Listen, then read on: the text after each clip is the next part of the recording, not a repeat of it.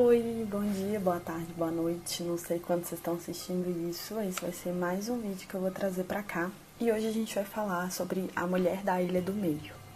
Bom, antes de mais nada, antes de começar a falar sobre a mulher da Ilha do Meio, eu vou falar sobre a Operação Prato e o que aconteceu.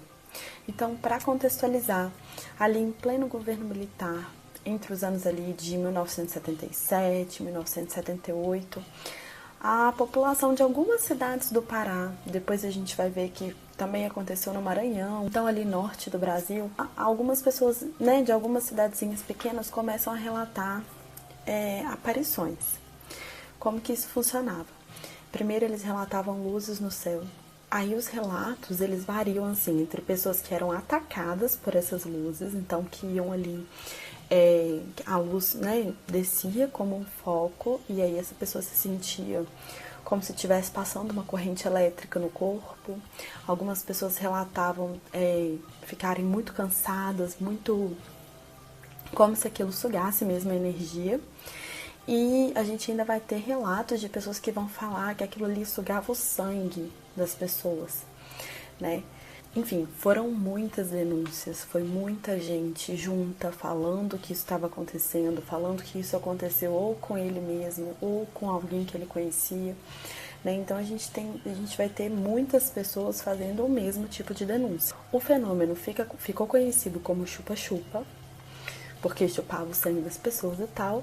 A imprensa na época divulgava que as vítimas ficavam com marcas ou de queimaduras, ou mesmo como se tivesse sido sugado aquele local. E isso se tornou então, para aquelas pessoas daqueles vilarejos, né, aquelas cidades, isso vai se tornar uma questão de saúde pública e de segurança pública. Porque não só as pessoas estavam passando por problemas de saúde após relatarem esses ataques, mas a gente também vai ter pessoas com medo de sair de casa, né? Pessoas que saem de suas casas e vão morar junto com vizinhos ou com amigos porque ficam com medo de morar sozinhos. Então a gente vai ter vários relatos nesse sentido. E aí, para quem se interessar mais pelo assunto, eu inclusive indico o podcast Operação Prato, do Andrei Fernandes, narrado pelo Andrei Fernandes e dirigido pelo Ivan Mizanzuki. O podcast está bem legal, está bem completo e ele relata, ele traz vários relatos de vítimas e de pessoas que estiveram ali naquele momento. Fato é que esse ficou sendo conhecido como um dos grandes eventos ufológicos aí do mundo e com certeza o maior e mais bem documentado do Brasil. Um dos líderes, né, que investigou, porque isso começou a chamar a atenção dos militares, é claro, então foram designados, né, algumas pessoas para poder tomar conta desse caso. E um dos líderes à frente dessa operação, que ficou sendo conhecida como Operação Prato, foi o Coronel Holanda. Ele, inclusive, já disse em entrevista que essa operação gerou mais de 16 horas de filmagem e mais de 2.000 páginas de relatório. Então, seria muito material. Mas esse material também teria sido abafado pela Força Aérea Brasileira, ou seja, a gente não tem acesso a tudo isso. Várias pessoas que trabalharam na operação confirmam a existência desse material, inclusive a filha de um dos militares, que é o brigadeiro Protásio Lopes de Oliveira.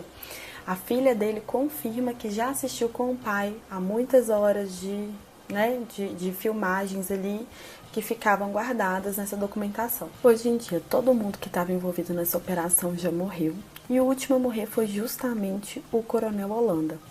Né? Ele arranja uma entrevista bombástica com a revista UFO ou UFO, depende aí de como vocês queiram chamar. E aí, então ele arranja essa entrevista, ele faz revelações bombásticas e pouco tempo depois ele decide por tirar a própria vida. Mas isso é ainda um pouco controverso, assim. Tem muitos relatos de amigos e parentes que realmente contam que ele já estava com problemas psiquiátricos há um tempo, então ele já lutava ali com essa questão da saúde mental. Mas até hoje, alguns estudiosos do caso e que sabem ali de tudo que aconteceu, e estudiosos de ufologia, ficam se questionando se a morte dele não teria sido arranjada porque foi conveniente, né? Que ele morresse logo depois de revelar tantas coisas. E o que isso tudo tem a ver com o tema do vídeo, que é a mulher da Ilha do Meio? Bom, na mesma época em que estava rolando todo esse problema, todo esse BO com essas cidadezinhas, a gente tem também a história da mulher da Ilha do Meio. Então, o que a gente tem de relato? Os relatos contam que, em 1976, chega em Belém uma mulher que se apresenta como Elizabeth Queminent Berger. Essa mulher, ela chega e ela tem uma aparência, né? Ela é descrita como tendo uma aparência que se destacava, assim, das demais pessoas da cidade. Então, ela é descrita como sendo uma mulher muito branca, com a pele muito pálida, o cabelo muito loiro. Ela era baixinha, bem magra, olhos muito azuis. E eles também falam das roupas, né? Então eles falam que ela andava só de vestidos muito longos e de blusas de manga comprida, como se desse a entender assim, ninguém nunca viu, não dava pra ver o corpo dela. Essa mulher, quando ela chega em Belém, ela estava portando ali um passaporte que contava que ela tinha nascido em 1947 na Suíça, mas que ela era naturalizada como inglesa e tinha residência fixa na França, em Paris. Quando ela chega em Belém, ela chega e já começa a se demonstrar muito interessada em comprar uma ilha que ficava ali na Baía de Imboraí, no Pará. E bom, gente, vamos combinar, né? Uma pessoa que chega falando que vai comprar uma ilha, isso começa a chamar atenção. Primeiro, de onde é essa mulher? De onde ela veio e de onde ela tirou que ela tem dinheiro para poder comprar uma ilha. Ela começa a visitar, então, essa ilha com muita frequência. Ela era levada por um comerciante chamado João Olaia. O João, ele era comerciante, ele tinha esse trabalho, tanto de fazer o translado entre as pessoas das ilhas que ficavam ali, porque era um arquipélago, né? Então, ele fazia um translado entre as pessoas que moravam nessas ilhas dessa baía, e ele também levava mercadoria. Então, comida, suprimento, enfim, ele levava para essas ilhas para vender lá. E a verdade é que a Elizabeth acaba por, de fato, comprar. Ela não chega a comprar a ilha inteira, ela compra alguns terrenos ali na ilha. A compra é registrada no cartório do primeiro ofício da cidade de Bragança, no Pará, tá? E ela começa a falar, então, que ela tinha planos de comprar mais terrenos. E que à medida que ela fosse comprando, ela ia querer que as pessoas saíssem dali. E aí todo mundo de novo volta a achar aquilo tudo muito estranho. Afinal de contas, essa mulher já acabou de chegar e já quer sentar na janela, né? Acabou de chegar e já tá falando que vai expulsar todo mundo daqui. Ela parece que sentiu essa hostilidade porque depois que ela compra o terreno, ela fica um tempo sem ir lá. Como se ela estivesse esperando a poeira baixar. Mas isso não dura muito não. Pouco tempo depois, ela já volta a fazer visitas frequentes à ilha, mas aí a coisa começa a escalonar e o nível de estranheza vai ficando cada vez maior. Porque ela começa a fazer visitas frequentes na ilha, levando com ela grupos de ali uns 20 homens, muito altos, muito brancos, cabelos muito loiros. E ela falava desses homens como se eles fossem cientistas. O que era mais estranho nisso tudo é que ninguém sabia como que esses homens tinham chegado lá, nem como que eles iam embora. Eles não chegavam lá através do meio de transporte convencional, que eram essas pessoas que faziam o translado. Então ninguém via eles chegarem, ninguém via eles indo embora. O que se sabia é, claro, que eles não dormiam lá com ela, até porque o que era descrito é que Elizabeth tinha uma cabana muito pequena no terreno que ela comprou, então nem caberia esse tanto de gente. Então, eles não ficavam lá, mas eles iam e voltavam sem ninguém saber como. Outra coisa que começa a chamar muita atenção de todo mundo é que Elizabeth começou a comprar de 200 a 400 quilos de peixe por semana. Gente, ela era uma mulher que morava sozinha. Assim, ainda que ela estivesse morando com esses outros 20 homens que ela levava pra lá, pra casa dela, 200 a 400 quilos de peixe é muito peixe pra uma semana, né? Independente. Mas ela era uma mulher que morava sozinha.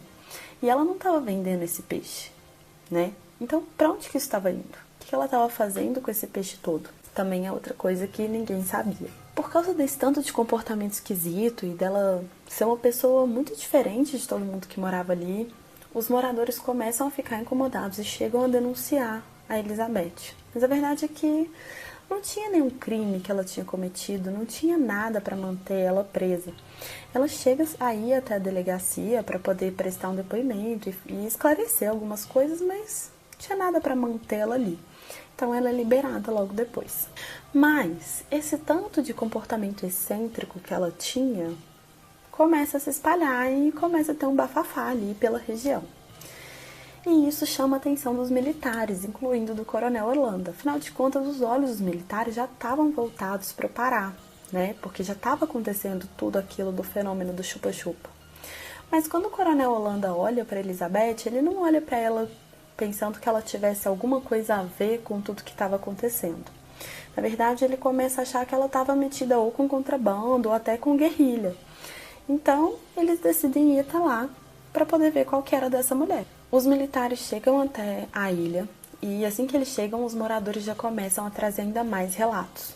Então, um dos relatos que eles trouxeram era de que, em volta da casa de Elizabeth, principalmente durante a noite, tinham várias luzes que ficavam ali rodeando a casa. Eles chamam essas luzes, inclusive, de pequenas luas. Então, né, a gente imagina ali luzes redondas que ficavam ali rodeando a casa. E que quando essas luzes apareciam, Elizabeth saía sem roupa, peladona, para andar pela praia. Isso geralmente durante a noite. E vamos pensar, né? A gente está falando ali de uma população super simples que morava numa ilha mais isolada, numa cidadezinha que já era pequena. Então, ela fazer esse tipo de coisa chocava muito. Mas a partir daqui os relatos começam a se divergir. Então, há quem acredite que os militares entraram na cabana, mas encontraram a cabana completamente vazia, sem muitos utensílios, sem móveis, só com uma mesa e uma cadeira, e Elizabeth já não estava mais lá. Mas também há quem acredite que eles chegaram a achar Elizabeth e levar ela até a delegacia. Mas quando chegam lá, Elizabeth dá um truque, fala que quer ir no banheiro. E aí ela entra no banheiro, um banheiro que não tinha janela e que estava sendo vigiada a porta. E depois de um tempo que ela estava demorando demais, quando eles entram para ver o que aconteceu, ela não estava mais lá, ela tinha desaparecido. Fato é que essa mulher desapareceu, né? Não interessa aonde, ela nunca mais foi vista. E o que a Polícia Federal fez foi entrar em contato com a Interpol, afinal de contas era uma mulher estrangeira que estava causando aqui no Brasil. Então eles entram em contato com a Interpol e a Interpol consegue identificar uma foto de um terremoto que tinha acontecido em Los Angeles e tinha uma mulher lá vestida de enfermeira ajudando as pessoas e eles conseguem identificar essa mulher como sendo Elizabeth. Mas eles também falam que esse nome que ela deu, esse nome ele não era verdade, ele não era verdadeiro, porque a pessoa que tinha esse nome já tinha morrido, né? E já tinha morrido há muito tempo. Então, na verdade, o nome dela não era Elizabeth. A partir daqui, tudo vira teoria, né? Já não temos mais fatos. E aí, uma das teorias hoje mais comentadas e mais aceitas é de que Elizabeth teria sido, então, uma mulher extraterrestre, né? Uma mulher que veio de outro planeta, de outro lugar, visitar e fazer pesquisas e que ela tinha, inclusive, alguma coisa a ver com esse fenômeno do chupa-chupa. Afinal de contas, tudo aconteceu na mesma época e na mesma região. De qualquer forma, ainda que ela não fosse extraterrestre, ela era com certeza uma mulher muito estranha, com comportamentos muito excêntricos, principalmente para aquela época e para aquele lugar onde ela estava. Não tem como a gente saber de fato quem era Elizabeth, o que aconteceu com ela, ou qual era o nome dela de verdade, ou como que ela desapareceu, muito menos por que ela decidiu justamente para aquele lugar, para aquela ilha. Mas ela ficou conhecida como sendo a mulher da Ilha do Meio. E ainda que a gente não saiba e não tenha uma resposta, uma coisa a gente tem que concordar, é que entre os anos de 1976 e 1978, algo de muito misterioso e muito peculiar estava acontecendo no Pará. Bom, é isso. Eu espero que vocês tenham gostado e até a próxima.